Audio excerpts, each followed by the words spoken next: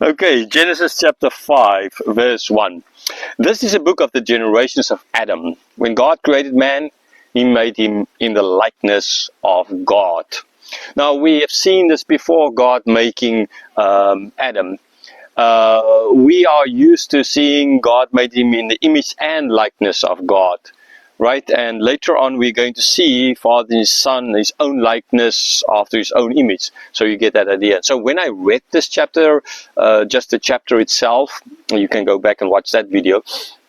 You might see that I said image and likeness, and like, oh no, here's just likeness.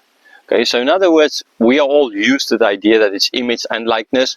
If you go back to the video I made on chapter 2, where they stated that God made him in His image and likeness, right? Actually, in chapter 1 or chapter 2, you'll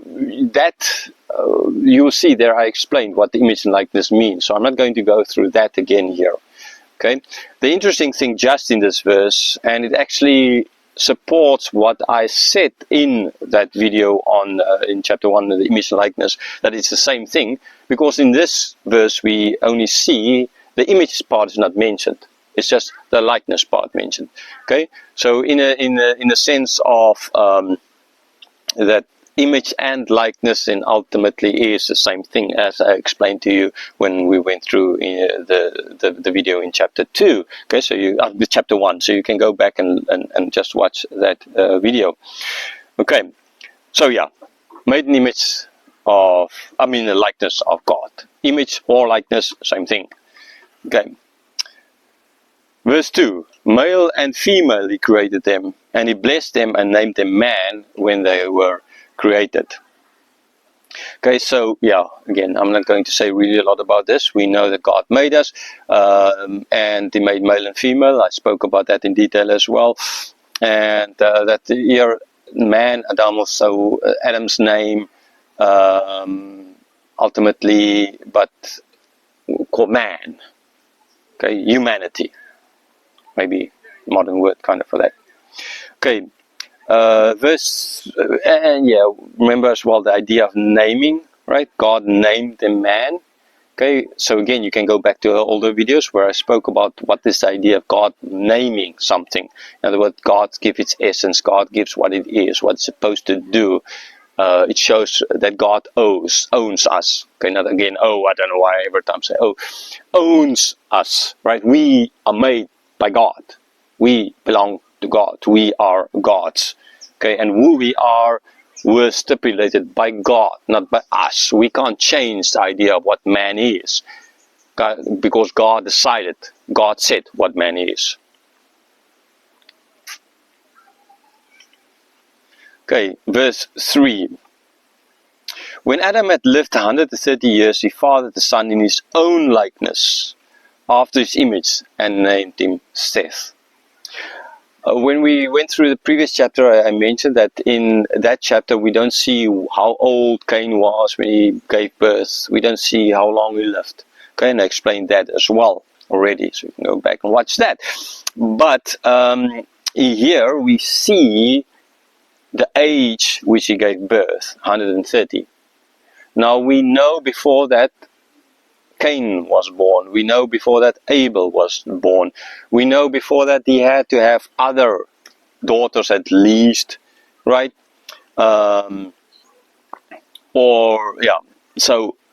this is what happened. Might have seemingly, according to that, Seth was like the third son, but they could have had daughters in between. Okay, we don't know, we don't read about, we just read in this chapter that other sons and daughters, and we don't see the names of them as well. Okay, so he fathered him in his own likeness, not now in the likeness of God, likeness, image, right? Or his own likeness after his image, not like in God's likeness and image, right? But after his own likeness and image. Or likeness, image again, same thing. So we see, yes, that's a very important part, because now we're made in Adam's image, and Adam already had a fallen image. So therefore, we see that this concept, very much debated topic of original sin, came through Adam. And since Seth is made in his image, likeness, right, that then comes to. So that original sin, in that sense, goes then over onto Seth, which ultimately went over into Cain and Abel and every other human being, because Adam is our father of us all. Yes, 130 years. Again, that does not imply, we know he had other sons years before that, and daughters, most likely. Yeah, okay. Now, the verse 4. The days of Adam, after his father Seth, were 800 years, and he had other sons and daughters. Okay, right. So in the end of this verse, we see mentioned he had other sons and daughters. Okay, so Cain, Abel, Seth, the only one mentioned, but there were others. It's kind of logical. If you live this long and you are a perfect human being, basically. I mean, perfect in other anatomy-wise. You don't have bad genes yet, right? And you're living long, then sure, you can father lots of kids. The stronger a person is, the more children they can have, right? I mean, even I know like this one Russian wife who she had like 76 kids, 76 children in her lifetime. I think, as far as I remember correctly, the one with the most children. Now, this is just in a Russian village centuries later, when people were already not that strong. And if she could bear 76 children in a lot less than 100 years, then, I mean, it's like, it's possible, right? Okay, so this idea of Cain in chapter 4 asking, so who's going to protect me? How they will just find me and kill me? Other people around? I mean, yeah, sure. I mean, it's, easily explainable. So living 800, in other words, not 800, verse 5, that's all days that Adam lived were 930 years and he died. Right, living in 930 years seems to us, right, that's not possible. Okay, we again know there were the Sumerian kings, and their ages were they were in the tens of thousands of years, right? Not nearly 1,000. They were at least 10 times. Well, maybe some of them may be 10 times longer than this. No, not 10 times. Like in the 50,000 years, some of them lived kind of, right? So yeah, it's hard to imagine 1,000. It becomes near impossible to imagine that kind of length of a human life, right? Most likely not true. And then people are like, but 1,000 or near 1,000 is most likely not true as well. But again, right? If you live in a perfect environment, not like us, right? Here it looks nice, but the sky is not. It's kind of blue, but it's not fully blue.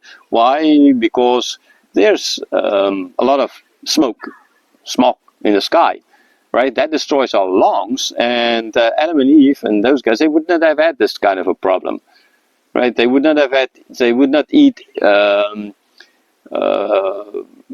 fruit or vegetables or food with all kinds of chemicals in them, right? Their food would have been natural, right? Straight from the tree, straight from the ground, without any poisons or anything added. Okay, I mean, yeah, I even remember as a child growing up, I would eat, say, watermelon or melons, and they tasted like something. Tomatoes tasted like something, but these days the stuff you eat tastes like nothing, especially if they're from China, right? I just want to say there's some inside China. I found that the food actually tastes good, but outside China, the Chinese food tastes horrible, just like wet paper you're eating. But they would not have had this kind of a problem, okay? And as well, a lot of us die because of we have bad genes, or we get heart attacks and other kinds of things. Okay, they would not have had this problem as well. And just the protection around the Earth, there would have been more oxygen and all of that in the air, most likely, right? I know there's some people who say that how the world looked like then, and like a hothouse kind of effect, right? So perfect weather, no cold, no hot, not cold, not warm, So yes, just they could have lived, and we see even now with medicine we're starting to push the limits a little bit for humans to live a bit longer, and there are tests being done showing that yes, we can live longer. So it's not impossibility. Okay, verse 6. When Seth had lived 105 years, he fathered Enos. Okay, Seth, Enos, right? We've seen that Cain's eldest son was named Enoch, which sounds a lot like Enos. Seth lived after he fathered Enos, verse 7, 807 years, and had other sons and daughters.